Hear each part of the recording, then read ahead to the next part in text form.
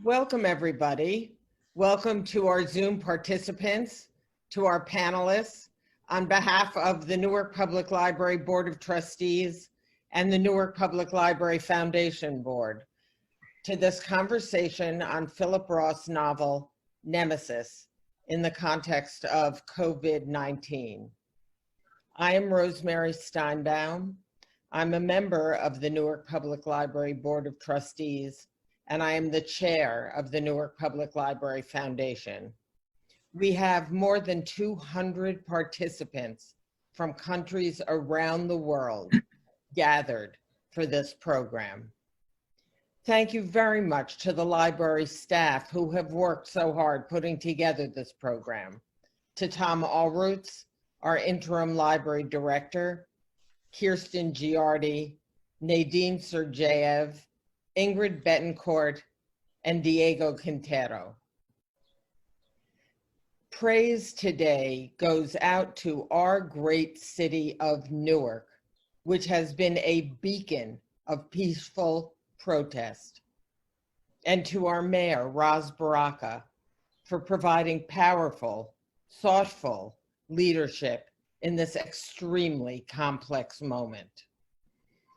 The Roth Library, which is scheduled to open as a physical space in the next year at the Newark Public Library, has been open for programming for quite a while, with an annual Philip Roth lecture each fall on topics of American literature and American history, and with many virtual programs, such as the one we're participating in today. The Newark Public Library has been producing an astounding array of virtual programming at this time, when many of us feel that we are so hampered in what we are able to do. The Newark Public Library has been doing much, much more, reaching tens of thousands of viewers for virtual services and virtual programming. Story times, bedtime story times, Spanish story times, genealogy, African-American genealogy, counseling, census assistance, virtual LGBTQ drop-ins, and American Sign Language classes. The panelists and the moderator are ready to engage in robust conversation about Nemesis and the current pandemic. Toward the end of the hour, they will be able to respond to a few questions from participants. Please, if you have questions during the conversation, write them in the Q&A using the Q&A function at the bottom of your Zoom screen. I'll come back on and moderate the questions at the end of the hour, toward the end of the hour. This public session is being recorded, and it will be available tomorrow on the Newark Public Library website. And now, our moderator, Samuel Freedman. Sam is the author of 7 important nonfiction books. He's a journalist, and he's a journalism professor at the Columbia Journalism School. Let me turn it over to you, Sam. Thank you. Rosemary, thanks so much for inviting me to moderate this extremely important panel. And thanks to Tom Allroots and everyone on your team at the Newark Public Library. Though I'm coming to you from my office at Columbia University, not only am I an ardent reader of Philip Roth's work, but I'm a native New Jerseyan as well. So this is an especially meaningful event for me. And I'll introduce our panelists in a moment, but also let me quickly introduce the subject of our conversation, Philip Roth's novel, Nemesis. I assume most of our listeners and viewers are familiar with it, but in case not, this was Philip Roth's last novel, the capstone of his extraordinary literary career. And it's typical of what he did in so many of his novels, which was to draw on history and on lived life within Newark, and particularly the Weequahic neighborhood where he grew up, and filter reality through his fiction writer's brilliant imagination. And in this case, what he did is take some of the realities of the polio epidemic that hit Newark particularly badly in 1952, life on the playgrounds of Newark and the summer camps that some fortunate families got to outside of Newark over the summer and reimagine it as a polio epidemic occurring during World War II. Great literature tells us the news before the news happens. And in looking at the past, Roth, as so often is the case, foretold the future. He foretold the COVID pandemic and many of its both medical and psychological and social effects. So to talk about all of that, we have a wonderful, wonderful panel with us today. First, and these are all co-equal, there's no meaning to the order here, Dr. Ben Martin is a physician at the University of Virginia and also has his undergraduate degree in creative writing from Middlebury, and just recently had a wonderful essay about, as a medical practitioner, what he took away from rereading Nemesis. Sheldon Bross is an attorney, a native of Newark, though he didn't grow up in Weequahic. He went to Weequahic High School, and he was living in Newark during the period of the epidemic in the early 1950s, and has, well, firsthand recollection of many of the places Roth writes about so indelibly, but also lived to see the damage, the death, and disability left in the wake of that polio outbreak in the early 1950s. Dr. Robert Johnson is the dean of the Rutgers, New Jersey Medical School in Newark, and also with Robert Wood Johnson Health Institute. And he is a lifelong Newark resident as well, and works in an array of public health issues that coincide with the COVID pandemic. And finally, Dr. Leslie Kantor, who's the chair of the Department of Urban Global Public Health at the Rutgers Global Health Institute. And she brings particularly a global perspective to us on what's absolutely a global pandemic. That's the meaning, in case you didn't know, of a pandemic versus an epidemic, that it's sweeping the whole world, not just one nation or one portion of a nation. So what we've agreed to do is to first have each of our panelists give briefly some of their top line thoughts about Roth's novel and how it speaks to the present. Then we're going to do a second round through the panelists, in which we've asked each of them to either read a passage of the book or paraphrase about a passage that really keenly spoke to them. And then we're going to go through several more rounds of conversation before having time, as Rosemary said, for your questions towards the end. So let me reverse the order in which I did the introductions and start with you, Dr. Kantor, your overall thoughts about the book. Sure. Thank you, everybody, for being on. And this is just a very illustrious set of panelists. And two people have actually written essays about the intersection of the COVID epidemic and this book. So let me, by way of frame, say that, we are sitting here in the United States the day after the largest number of new cases that we've had in the epidemic thus far. So the global perspective on that is that the United States now has the dubious distinction of having the worst epidemic of any developed country in the world. Just to give a little bit of contrast, polio at its height between 1951 and 1954 in this country, there were an average of just over 16,000 cases per year and about 2,000 deaths. And I think everybody is probably well aware that we've had almost 120,000 deaths in the United States alone since March. So we have an incredible epidemic going on here. I think what's amazing, though, about the book is that the experience that the characters were having, the feelings that they had about it, the being unclear about exactly how it is transmitted and how easily, that's exactly the point in time that we're at now. And this very frightening question of, could I be carrying it and passing it, or could somebody else be?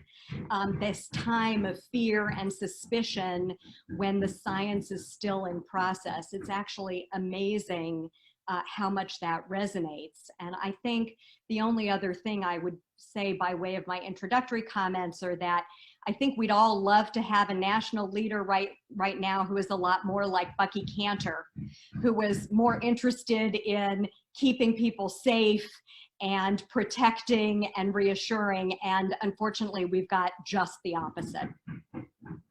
And we'll get to Dr. Johnson next, but let me just put in a footnote. If you don't know, Bucky Kantor is the main character in the book. He's a playground director who's a hero to the young kids on his playground and is trying to give them security and confidence and a lot of public health common sense during this summer when polio was starting to rage across Newark. Dr. Johnson? Well, good afternoon, everyone, and thank you also for including me in this panel. I am a big Philip Roth fan and read everything, just about everything he's written. I read Nemesis quite a while ago, and until I was invited to be on the panel, I didn't begin to make the connections. By way of introduction, I'll let you know that not only am I the dean of the medical school, I practice medicine in the city of Newark and have done so for more than 40 years and still continue to practice medicine. And I take care of, I'm a pediatrician. My focus is both teenagers and young adults. And one of the things that strikes me after rereading the book is how it speaks to something that's really unique in the United States. In the modern era, we've had a number of times when there have been either pandemics or epidemics that have captured the attention of the public. The Spanish flu, more recently Ebola and SARS and a number of others. But there have been very few that have actually changed society. The Spanish flu changed society and we began to act differently. Most of us don't remember that. But HIV changed society. There was an overwhelming fear of getting it, and there were things the public had to do, and we began to act differently afterward, and it continued. Polio did the same thing, and I clearly remember as a child, I was in South Carolina at the time, we couldn't go swimming in July because of the fear of getting polio. And that sort of sticks in my mind now. I won't go in the water in that month because of the fear of getting polio. And I, as a child, was in one of the first groups of individuals that received the vaccine. In this particular epidemic, we had a change in society that's different than it's ever been before, where for 3 to 4 months, the whole world stopped. And that not only was effective in controlling, it's a good public health measure to control the pandemic in this area, but it also had some other consequences that we may get a chance to talk about later on. But some of those themes flow through the book too, because Roth not only talked about the infection, but how it affected everyone living there. And that was one of the genius of this author, that he does that and in a very short period of time engages you in a picture or a deep understanding of a whole group of society, their history, their current livelihood, as well as what may happen in the future. Sheldon Bross, bring to this book your own experience as a Newarker.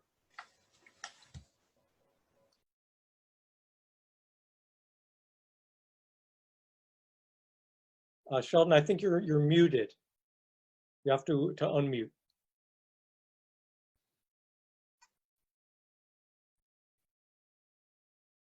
I'm looking. You're good. We're hearing you now. Can you hear me now? Yes? Okay. Well, having gone to Weequahic, I'm familiar with a lot of the places, and as in most of Philip Roth's novels, a lot of the places are real places. The streets, the people, even Bucky was a real person who was the playground teacher at Chancellor Avenue Playground and was well known to everybody. So although his life did not follow the pattern as put forth in the book, but he was a real person. But just as far as the novel itself is concerned, I was very struck at the end of the guilt that Bucky felt, tremendous guilt that he felt. And I have 2 sons, both in their 50s, who are obsessed with making sure that during this current epidemic, my wife and I don't do anything foolish. And every day they check in to make sure we're doing what we're supposed to do, what Dr. Fauci tells us to do. and wear a mask, do we and do we not? And both of my sons don't want to feel guilty as not having raised their parents the right way and taught them how to behave during this epidemic. So I identified very strongly with that aspect of the book. And having lived through the epidemic, I remember not being able to go to Olympic Park swimming pool. For some reason, swimming pools became the main cause of polio to parents. And I remember I knew a young woman who died from polio during the epidemic in 1949. And Dr. Martin? Unmute myself there. You know, I have a really personal relationship with the novel Nemesis, and I first read it when I was a fourth-year medical student.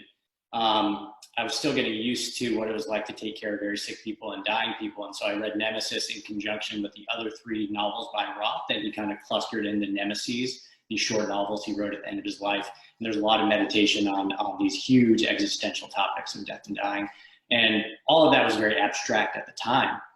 And then when COVID broke out years later, I'm now an attending physician at a big academic hospital. All of a sudden, these existential questions that felt at once, you know, used to feel very abstract are now very immediate and very real. And so I turned back to Nemesis specifically because one of the central themes, of course, is Bucky's guilt, as you mentioned, and his specifically guilt about being an asymptomatic carrier, which was a very real fear of myself and a lot of my coworkers that linked me to the novel. Thank you all. Now I want to go one more round. We'll do it in the same order of each of you pulling out from the fabric of this book a passage that really spoke to you. And I think this is very important to do because Roth has a great social vision. That's part of his, you know, magisterial skills as a novelist, but he's also just sentence to sentence, paragraph to paragraph, a superb user of language. And maybe this will give some of our viewers and listeners a chance to luxuriate in some of Roth's language as well. Great. I think that means I'm up. So here's my passage. It's page 153 on my Kindle. And then all at once, he was thinking of Herbie and Alan, who had died because they'd spent the summer in Newark, and of Sheila and Phyllis, kids almost the same age who were flourishing because they were spending the summer at Indian Hill.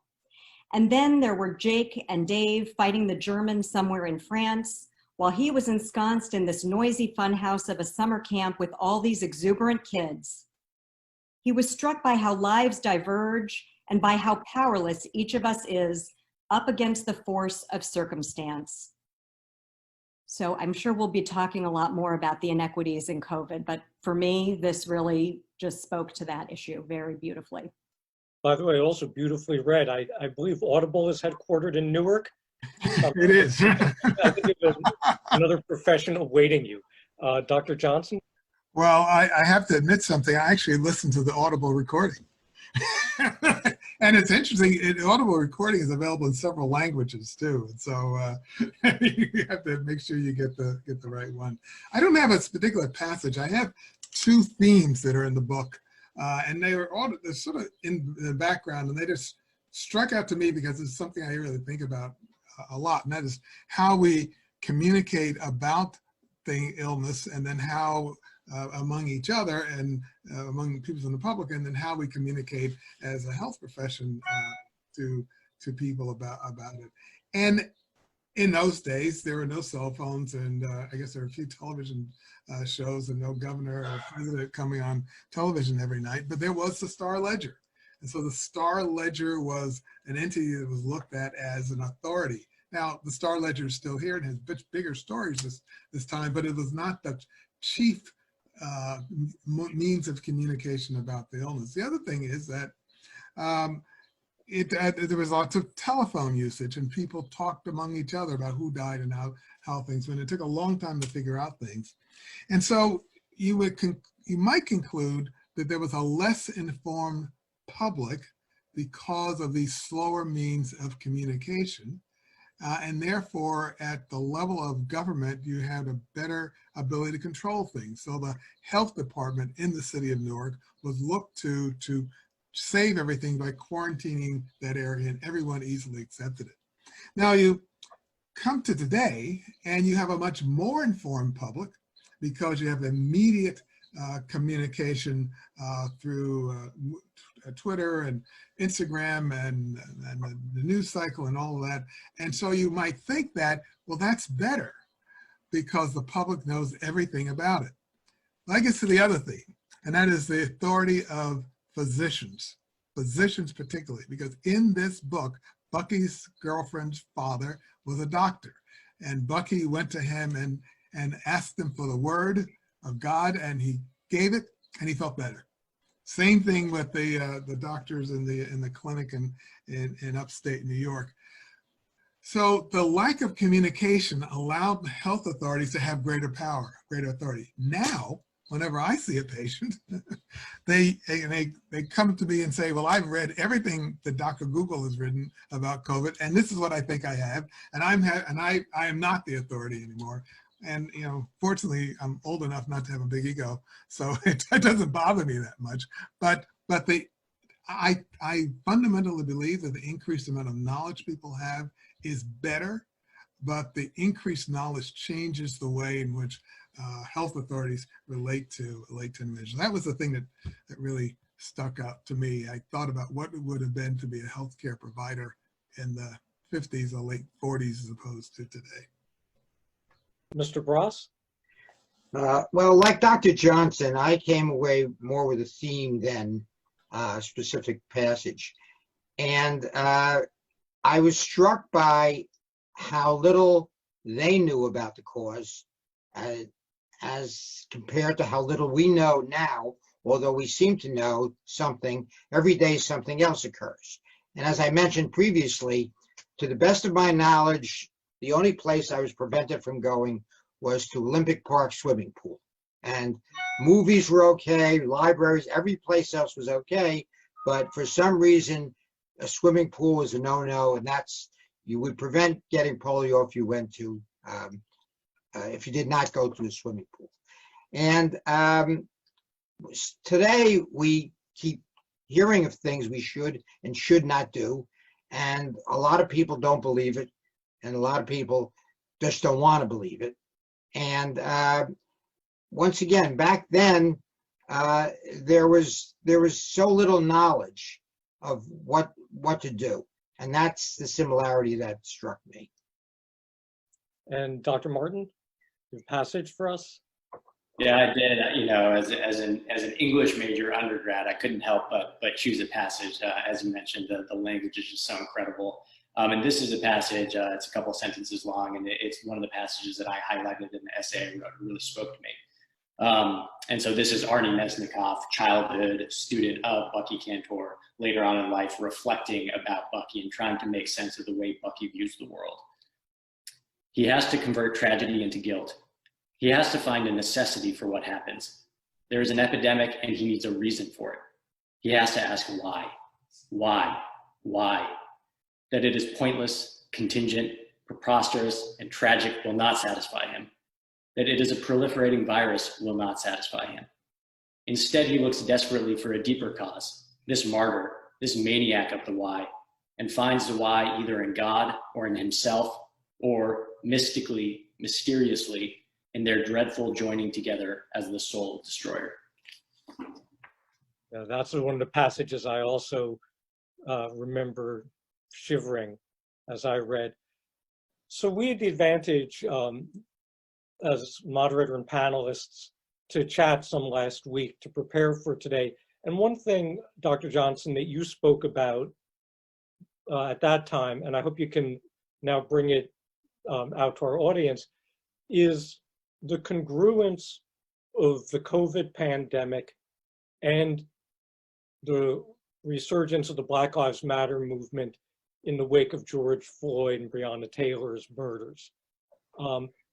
You felt that that was more, at one level it's pure coincidence, the days things happen or don't happen, but in a deeper way you felt that there was a real connection, a real conversation between these two social forces?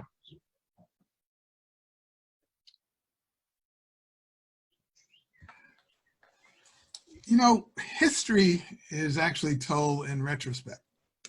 And we have now 3 or 4 months of experience, and we're actually in the middle of all of this, and the story is not yet told. So one of the things we talked about, the long-term consequences of polio. We don't know what the long-term consequences of COVID are at all. We don't really understand the infection yet.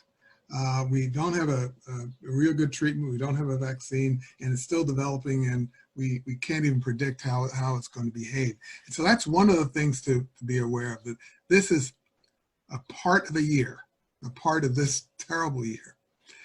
Now, at the same time this is going on, and at the same time we've made a change in the way we live that's been extraordinary, and we continue to do that. All of a sudden, there is another example of Black lives not mattering. Now, Black lives haven't mattered for 400 years. You know, it didn't matter during slavery, didn't matter during Jim Crow. Police have been killing Black people for years. This time, however, it had a huge difference.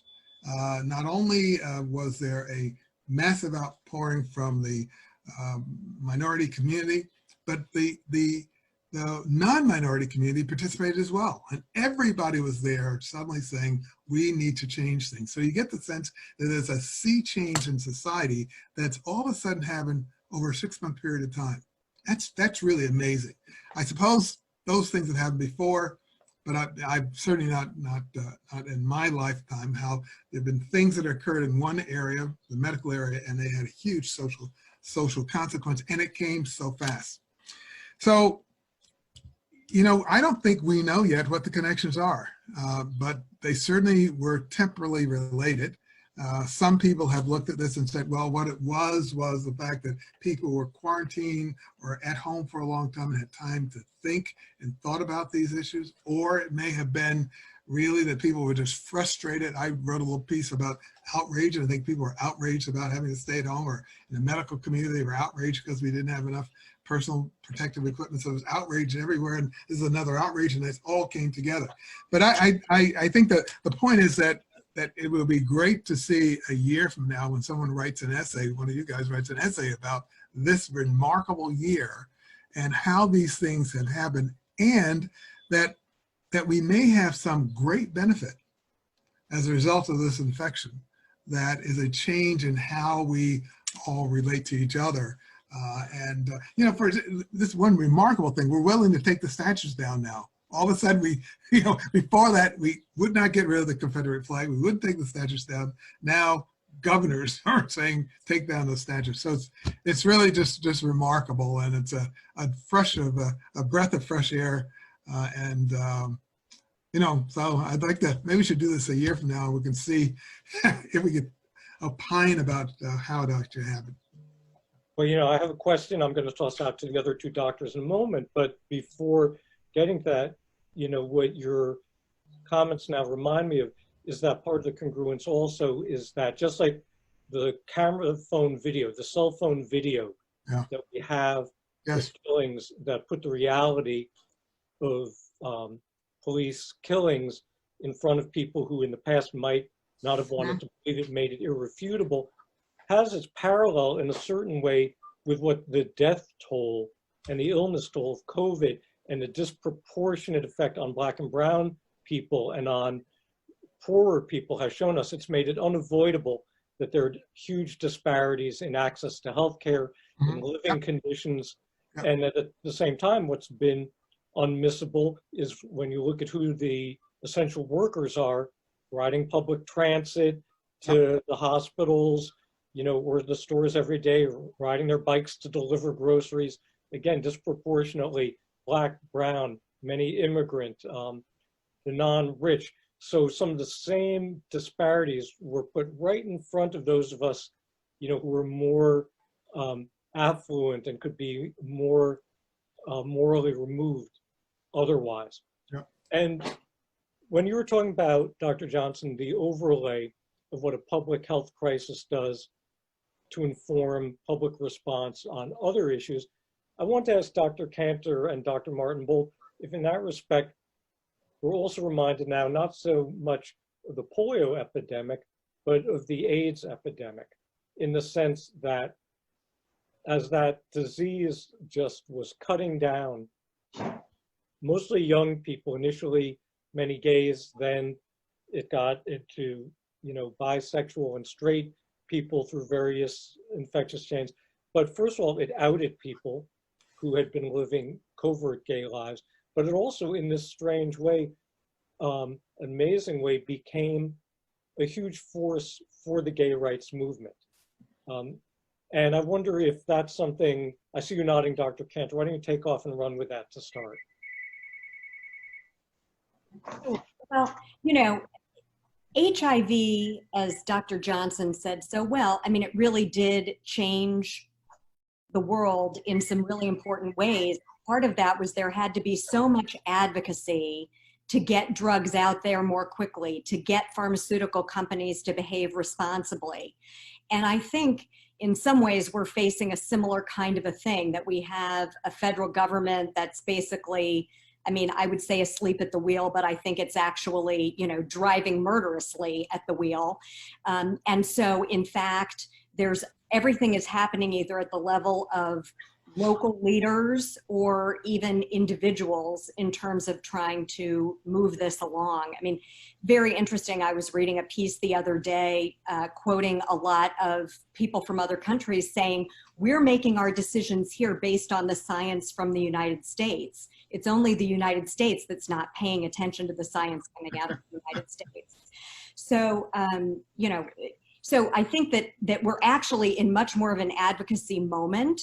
And it feels very similar in certain ways. And I think that Dr. Martin, his essay, if I might say something from that, when he was talking about not, early on in COVID, not having PPE, not having tests. And that's why medical providers were sitting worried that they might actually already be infected and passing this on. I mean, that is incredible in the wealthiest country in the world, where we had at least 12 weeks to get ready.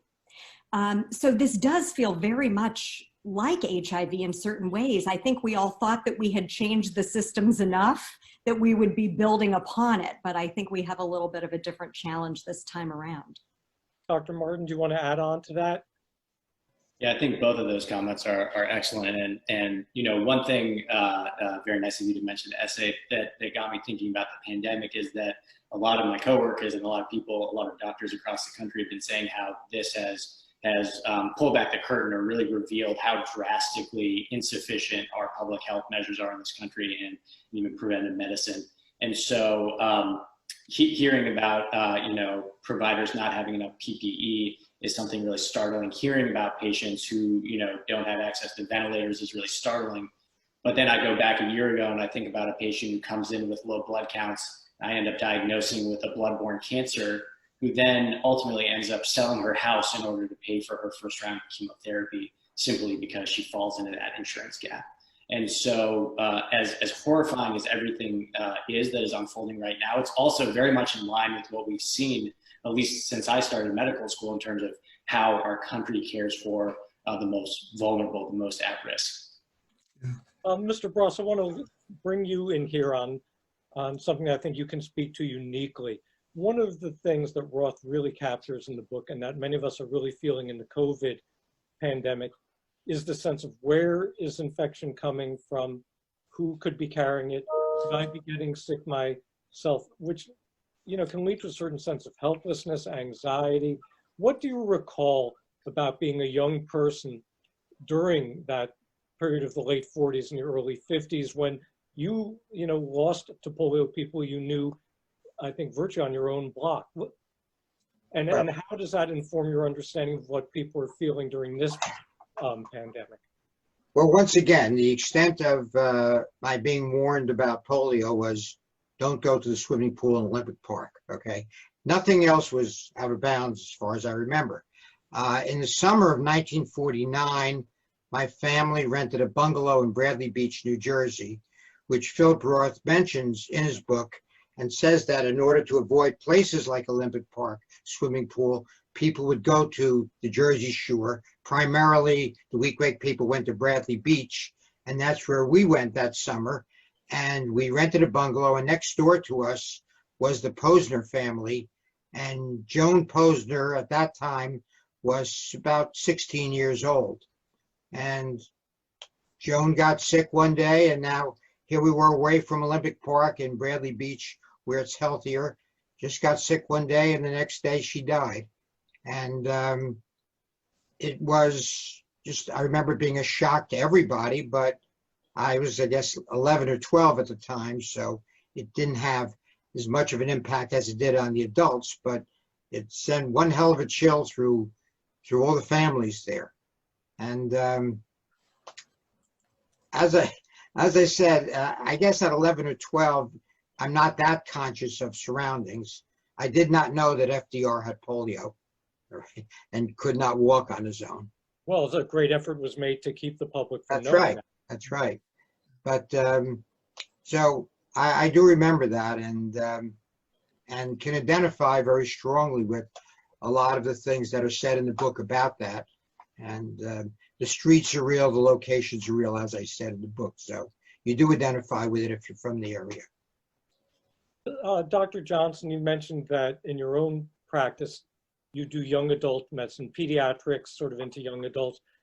What kind of conversations have your patients or their parents had with you during the pandemic? What do they want to know, and what are you able to tell them? And what is there any, solace or optimism that can be offered, or is this a period when it falls on a doctor to be the bearer of news that's anywhere from incomplete to prospectively grim? Well, it comes up a lot in my discussions with my patients, and you have an illness where the symptoms are pretty ubiquitous. You have body aches and pains, congestion, sneezing a little bit. At 73, I get up every morning and have body aches and pains, so it's not an unusual set of symptoms. And teenagers in particular are frequently take something they read and then they suddenly get the illness and translate to their bodies. Early on in the epidemic, however, you remember that it was a disease of older people. And interestingly, my patients, this is before we were wearing masks, would come in and they'd say, well, I don't have to worry about that, but Dr. Johnson or Dr. Bob, I'm worried about you. And what are you going to do to protect yourself? You're going to still continue to work because you're 73 years old. So it was something that they were aware of, but that it was something for older people. Now, as we've gone forward, there still have not been many teenagers. There have been some young adults, and of course, there is a severe post-infectious syndrome in children, but still that's quite rare. So it's not being seen as something you have to worry about. However, now that we are wearing masks, they've all easily adopted that. Interestingly, I think it's something that they love about doing that, and so that has not been a big problem. But I do want to say, if I could, I want to make one point about the discussion we were having earlier, and that is that we're in the most technologically advanced, medically technologically advanced country in the world, and we still were not prepared. But we should have been prepared. We should have been prepared because there was plenty of warning, and in the last 20 years, we recognized that these pathogens will come and they will have these major effects. And so there's an area called emerging pathogens. There's a Center for Emerging Pathogens at the New Jersey Medical School, and people in that area have called for greater preparedness, called for warning. The CDC has been prepared to do this, and Fauci was involved in it as well, and the scientists were not listened to. And one of the problems we're seeing now, unfortunately, is not only are the scientists not being listened to, they're being blamed. And we have the leader of the country who says that the problem is not the fact that people are getting sick or getting infection. The problem is we're doing too much testing. And so we should slow down the testing. It's a very dangerous viewpoint. And if you look at some of the rallies where people are just completely rejecting good public health measures and they're saying, no, it's not something I want to do. So it becomes like a political badge of honor not to do the things that the scientists have to do. Now, the other reason this is a big problem is that in less than a year, we'll have a vaccine. And we'll have the job of vaccinating 300 million people. But vaccination is another area where there's a strong anti-scientific theme in the public, and it's going to make it even harder. So I'd be interested to see what happens in the future.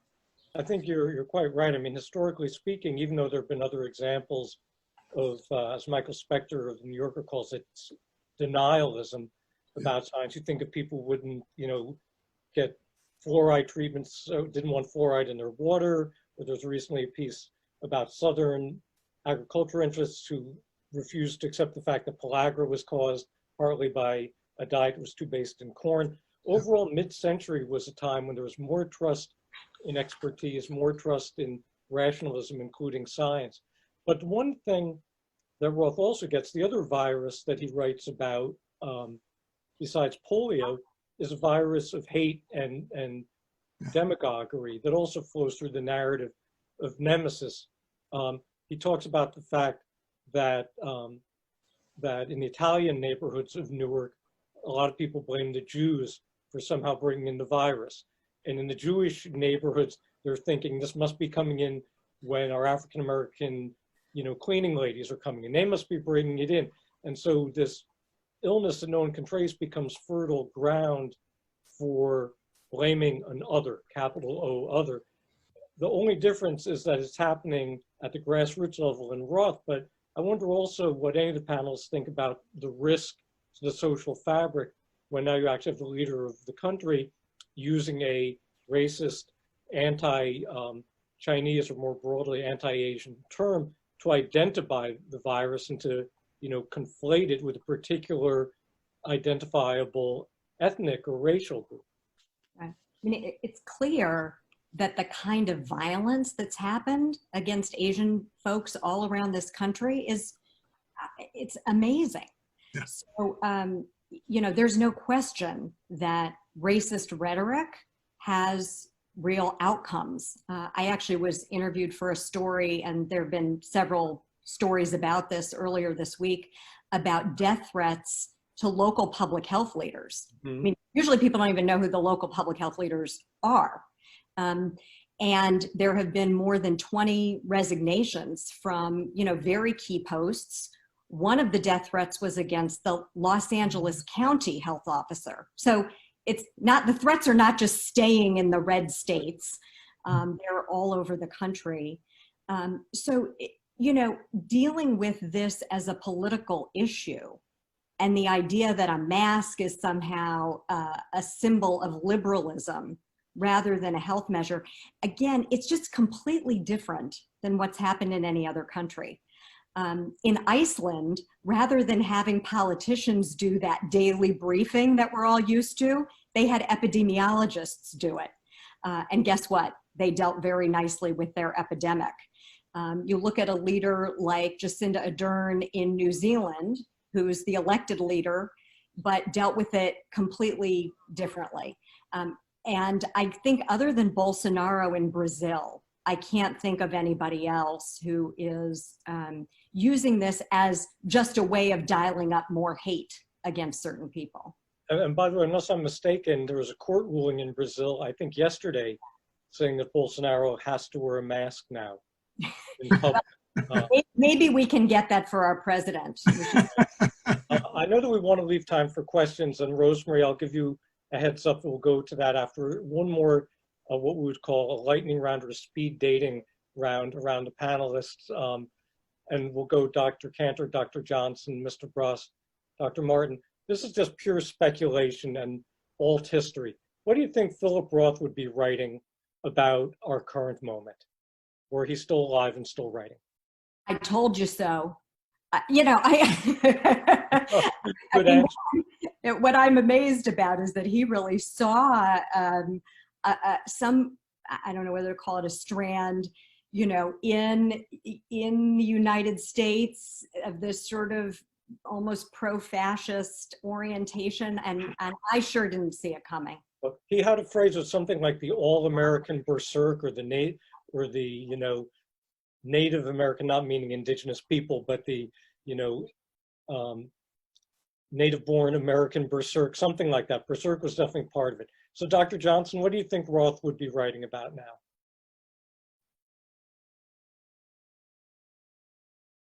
There you go. I think he would be reissuing his other book that involved that area, The Threat Against America, because that is frighteningly similar to what's going on now. Mr. Bross? Well, I agree, and it's actually The Plot Against America. Plot Against America. Plot Against America, and that's exactly the book that came into mind when you said that, because it's all about that, about blaming a group, one group. And I remember in the Pittsburgh massacre at that synagogue, the shooter there said it was the Jews who were promoting illegal immigration. And that was the theme there. And one after another, there's a repetition of this theme, blaming a group for it. And as you pointed out, the Chinese caused this one, and it comes from the top. And Philip Roth, writing about it, would probably Philip Roth would probably write a book about a president like Donald Trump. Yeah. He really would. It would be a perfect theme for him to write a book about. Dr. Martin? After having been in Charlottesville for the horrible neo-Nazi rally in 2017, I became interested in learning more about the way that internet subcultures fueled some of those tribes or groups of racists. And so I think Philip Roth would have been able to do a really great job of creating a very human and empathic figure within that movement. I would have loved to see him create a young man who is white and angry and misguided and gets sucked into this internet subculture, and maybe have him have a showdown with like a Bucky Kantor type. It's a fascinating thought, in Plot Against America, and also which had a terrific HBO adaptation recently, the Rabbi Lionel Bengelsdorf, who's a rabbi who thinks that he can kind of soften the fascistic edges of Charles Lindbergh, who's elected president, and of course ends up becoming victimized by that same fascism. It's an incredible, portrayal of someone who's almost willfully self-deluding, and yet he comes off somehow oddly sympathetic.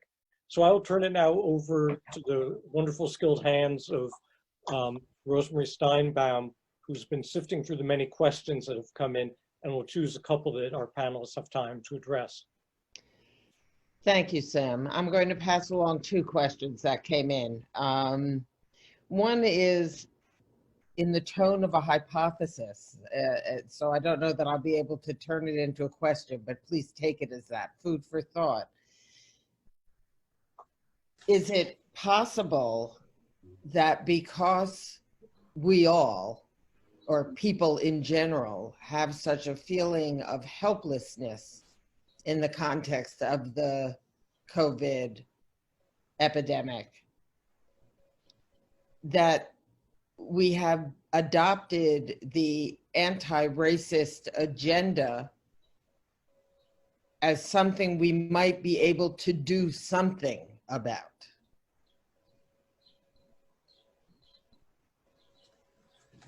I really like that idea, and just building on what Dr. Johnson had mentioned earlier about how information is so different, how easy it is to obtain a lot of real information like video footage in this day and age compared to back when Nemesis took place.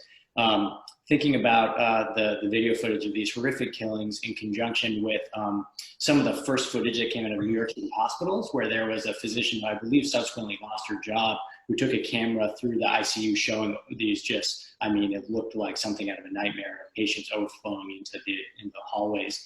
And so the idea of when we lack central leadership when we lack empathy in our central leadership, having all this information coming at us that's empowering in the sense where we can see things plainly for how they are, and therefore we're going to take things into our own hands. We're not going to stand for a lack of empathy. So I like that hypothesis from the questioner a lot, and I think these two social forces dovetail really meaningfully together. Yeah, I'm really slow to adopt a hypothesis, and I think it's really too early. You know, as I think I said earlier, we really understand history in retrospect. And so, you know, we understand the history of the founding of the country 200 years later after historians have looked at it and written books about it. So to have an explanation for what's happening now, I think it's really too soon. I think that the thing that's important is that it's happening now, and that we need to make sure that this time there is a change. You know, I've lived through demonstrations with the civil rights movement as a child. I lived through the election of the first Black president, a number of things, and I lived through cross burnings when I was a kid in South Carolina, but things don't change enough. They get better and then get worse again. And so I think that the focus should not be on the why, but how can we make sure that we have a goal this time, and how can we move towards that goal?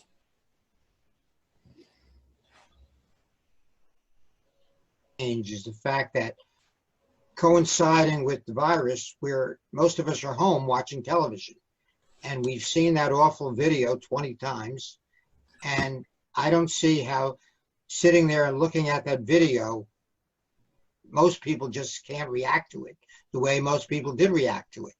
And I think that's the difference now. I don't think it has anything to do. I've resolved the virus because I know just stay home, behave myself, and there'll be a vaccine maybe 6 months or so. So that's how I've resolved it. I didn't have to resolve it with the other thing. But I do think that more of us have seen that video more times, and it's different than anything we've ever seen, and that's the difference.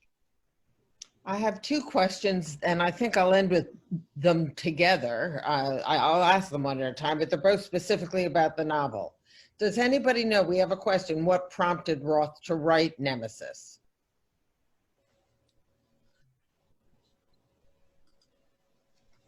I believe James Coetzee wrote a review of the novel in New York Review of Books when it first came out, and in that review he mentions that Roth had talked about reading The Plague by Camus around the time of writing the novel. And so after rereading Nemesis, I then went on to read The Plague for the first time, and partially just because of the topic, there are a lot of parallels, but there are these little gems that Roth drops throughout the novel that to me were a direct callback to The Plague. So I can't verify that as a fact, but that's something that I've read was a source of inspiration. Ben, that is a really important thing to say, because as Roth's books are coming into the Newark Public Library, because we're forming the Roth Library, there are two copies of The Plague. One of them not particularly underlined, the other one heavily underlined with lots of highlighting. So some scholar may be able to pick up that insight and do something with it. Thank you very much. The other Nemesis question that came in is, and if whoever feels competent to answer this, where would you place Nemesis in the Roth pantheon in terms of writing and insight? Top 10, top 5? How do you see it?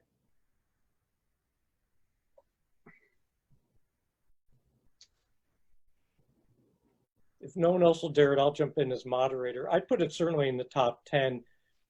At least for me, the American trilogy, as he calls it, so American Pastoral, I Married a Communist, and The Human Stain, are the apex. Plot Against America is high up there. The Counterlife for me would be up there. But of those series of very short novels that Dr. Martin mentioned that he's writing at the end of his life, these jewels, these brilliant miniatures, all of which are dealing with the great existential questions of disease and aging and death and the caprice of the universe as Roth probably would have said, I think of those, Nemesis is the very best. I like Everyman a lot also, but I would lift up Nemesis out of those. And I would put it in the personal ranking for me somewhere in the top 6 or 7. And what a fun parlor game. Anybody else want to venture an answer to that one? Thank you, Sam. I'll turn it back over to you. Okay. Well, first of all, I want to thank our worldwide audience via the wonders of Zoom for joining us today. And again, to thank the Newark Public Library, Rosemary Steinbaum, Tom Allritz, who I'll turn it over to in a moment, for assembling this exceptional panel and these wonderful panelists. It's been oxygen to the brain to be in your presence. So again, Dr. Leslie Kantor, Dr. Robert Johnson, Mr. Sheldon Bross, Dr. Ben Martin, I give you applause on the screen. And now, with gratitude and thanks, I turn it over to Tom Allritz to close it out. Okay, thanks to all of our panelists and our moderator today. And also thanks to Rosemary Steinbaum and my fellow staff members from the Newark Public Library who planned and executed this event today. Thanks to all of you for attending our Zoom event today. I hope that you enjoyed our presentation, learned a little more about the Philip Roth Personal Library at the Newark Public Library, and that you will join us in supporting the creation of the room as we enter our construction year.